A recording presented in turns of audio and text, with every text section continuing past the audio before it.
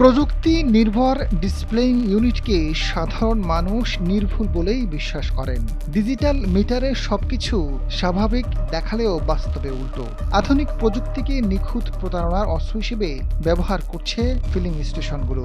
সম্প্রতি চট্টগ্রামের বিভিন্ন ফিলিং স্টেশনে পরিচালিত বিএসটিআইয়ের অভিযানে উঠে এসেছে এমন চাঞ্চল্যকর তথ্য।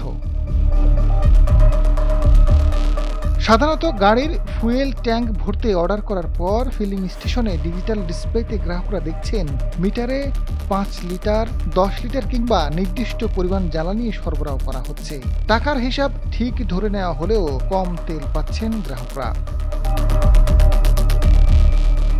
গত 14 মার্চ চট্টগ্রাম নগরের হাজী আব্দুল আজিজ ফিলিং স্টেশনে অভিযান পরিচালনা করে চট্টগ্রাম বিএসটিআই। এতে প্রতিষ্ঠানটির ডিজেল ডিসপ্লের ইউনিটে নির্ধারিত পরিমাণের চেয়ে কম তেল সরবরাহের প্রমাণ পাওয়া গেছে, যে কারণে প্রতিষ্ঠানটিকে 40,000 টাকা জরিমানা করা হয়েছে। এছাড়া একই অভিযোগে বিভিন্ন সময় কয়েকটি ফিলিং স্টেশনকে জরিমানা করা হয়েছে।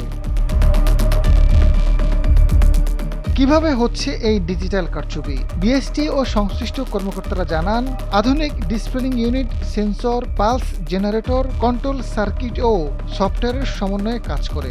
জ্বালানি প্রবাহিত হওয়ার সময় একটি সেন্সর নির্দিষ্ট পরিমাণ তরল প্রবাহকে ডিজিটাল সিগন্যালে রূপান্তর করে।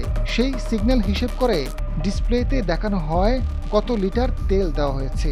সফটওয়্যার এভাবে কনফিগার করা, ডিসপ্লেতে 1 লিটার দেখালেও বাস্তবে প্রতি লিটারে 20 থেকে 30 মিলিমিটার কম সরবরাহ করা হয়, যা সাধারণভাবে বোঝা প্রায় অসম্ভব।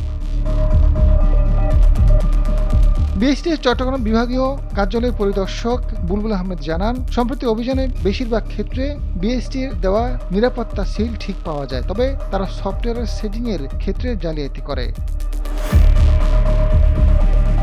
বিশেষজ্ঞরা বলছেন, এখন প্রকাশ্যে যান্ত্রিক কারচুপি খুব বেশি হয় না। বর্তমানে প্রতারণার বড় অংশ হচ্ছে সফটওয়্যার ভিত্তিক। ফলে একজন গ্রাহক বুঝতে পারেন না যে তেল কম দেওয়া হচ্ছে। চুরির পরিমাণ লিটার প্রতি কম মনে হলেও দিনে শত শত গাড়িতে জ্বালানি সরবরাহকারী পাম্প মালিকদের কাছে দিন শেষে তা বিশাল অঙ্কের অবৈধ মুনাফায় পরিণত হয়।